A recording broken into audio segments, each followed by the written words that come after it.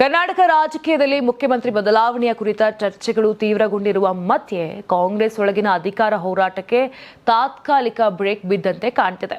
ಲೋಕೋಪಯೋಗಿ ಸಚಿವ ಸತೀಶ್ ಜಾರಕಿಹೊಳಿ ನೇತೃತ್ವದ 5 ನಾಯಕರ ಹಸ್ತಕ್ಷೇಪವು ನಾಯಕತ್ವ ಬದಲಾವಣೆ ಚರ್ಚೆಗಳಿಗೆ ಅಡ್ಡಿಯಾಗಿದೆ ಅಂತ ಪಕ್ಷದ ಮೂಲಗಳು ಸೂಚಿಸಿವೆ. ಇನ್ನು ಮೂಲಗಳ ಪ್ರಕಾರ ಜಾರಕಿಹೊಳಿ ಹಾಗೂ ವಸತಿ ಸಚಿವ ಎಚ್.ಸಿ. ಮಹದೇವಪ್ಪ ಅವರು ನವದೆಹಲಿಯಲ್ಲಿ ಕಾಂಗ್ರೆಸ್ ಹೈಕಮಾಂಡ್ ಜೊತೆ ಮಹತ್ವದ ಮಾತುಕತೆ ನಡೆಸಿದ್ದಾರೆ. ನೀವು ಸಣ್ಣ ಆಗ್ಬೇಕಲ್ವಾ? ಅದು ಒಂದು ಉತ್ತಮ ಆಹಾರದಿಂದ ಸಣ್ಣ ಆಗ್ಬೇಕಲ್ವಾ? ಪ್ರತಿದಿನ ನಮ್ಮ ಜೀನಿ ಸ್ಲಿಮ್ ನ ಯೂಸ್ ಮಾಡಿ ಯಾವುದೇ ಸೈಡ್ ಎಫೆಕ್ಟ್ ಇಲ್ದಂಗೆ ನೀವು ಸಣ್ಣ ಆಗ್ತೀರಾ. ಈ ವೇಳೆ ಮುಖ್ಯಮಂತ್ರಿ ಸಿದ್ದರಾಮಯ್ಯ ಅವರನ್ನ ಬದಲಾಯಿಸುವ ಯಾವುದೇ ಕ್ರಮಕ್ಕೆ ತೀವ್ರ ವಿರೋಧ ವ್ಯಕ್ತಪಡಿಸಲಾಗಿದೆ.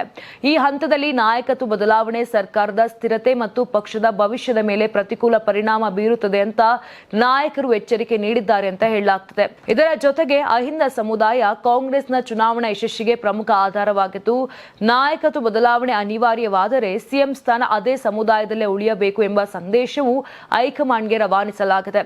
ಇಲ್ಲವಾದಲ್ಲಿ ಸಿದ್ದರಾಮಯ್ಯ ಮುಂದುವರಿಯಬೇಕು ಅಂತ ಒತ್ತಿ ಹೇಳಲಾಗಿದೆ. ಇನ್ನು ಇದೇ ಸಮಯದಲ್ಲಿ ಉಪಮುಖ್ಯಮಂತ್ರಿ ಡಿ.ಕೆ. ಶಿವಕುಮಾರ್ ಅವರು ನಾಯಕತ್ವ ಬದಲಾವಣೆಗೆ ಒತ್ತಡ ಹೇರುತ್ತಿದ್ದಾರೆ ಎಂಬ ವರದಿಗಳ ನಡುವೆ ಈ ಬೆಳವಣಿಗೆ ರಾಜಕೀಯ ಕುತೂಹಲವನ್ನು ಹೆಚ್ಚಿಸಿದೆ. ಪಕ್ಷದ ಒಳಗಿನ ಉದ್ವಿಗ್ನತೆಯನ್ನು ಕಡಿಮೆಗೊಳಿಸಲು ಜಾರಕಿಹೊಳಿ ಅವರ ಮೌನ ತಂತ್ರ ಪರಿಣಾಮಕಾರಿಯಾಗಿದೆ ಅಂತ ಕಾಂಗ್ರೆಸ್ ವಲಯದಲ್ಲಿ ಹೇಳಲಾಗ್ತಿದೆ. ಮತ್ತೊಂದು ಮಹತ್ವದ ಬೆಳವಣಿಗೆಯಲ್ಲಿ ಮಲ್ಲಿಕಾರ್ಜುನ ಖರ್ಗೆ ಅವರು ತಕ್ಷಣ ಮುಖ್ಯಮಂತ್ರಿ ಬದಲಾವಣೆ ಮಾಡುವ ಯಾವುದೇ ಯೋಜನೆ ಇಲ್ಲ ಅಂತ ಸೂಚಿಸಿರುವುದಾಗಿ ತಿಳಿದು ಬಂದಿದೆ. ಇದೇ ವೇಳೆ ಅಹಿಂದ ನಾಯಕರು ಮತ್ತು ಸಂಘಟನೆಗಳು ಸಿದ್ದರಾಮಯ್ಯ ಅವರ ಬೆಂಬಲಕ್ಕೆ ನಿಂತಿದ್ದು, ಅವರನ್ನು ಪದಚ್ಯುತಗೊಳಿಸುವ ಯಾವುದೇ ಪ್ರಯತ್ನ ಪಕ್ಷದಲ್ಲಿ ಗಂಭೀರ ಬಿಕ್ಕಟ್ಟಿಗೆ ಕಾರಣವಾಗಬಹುದು ಅಂತ ಎಚ್ಚರಿಕೆಯನ್ನ ನೀಡಿದ್ದಾರೆ. ಇನ್ನು ಸಿದ್ದರಾಮಯ್ಯ ಪರ ಅನೇಕ ಶಾಸಕರು ದೆಹಲಿಯಲ್ಲಿ ತಂಗಿದ್ದು ತಮ್ಮ ಬಲವನ್ನ ಪ್ರದರ್ಶನ ಮಾಡುತ್ತಿದ್ದಾರೆ.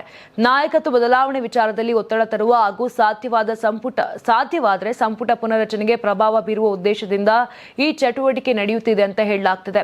ಒಟ್ಟಾರೆ ಕಾಂಗ್ರೆಸ್ ಹೈಕಮಾಂಡ್ ಹಸ್ತಕ್ಷೇಪದಿಂದ ಪಕ್ಷದ ಒಳಗಿನ ಬಣಗಳ ನಡುವಿನ ಸಂಘರ್ಷ ತಾತ್ಕಾಲಿಕವಾಗಿ ಶಮನಗೊಂಡಂತಾಗಿದೆ.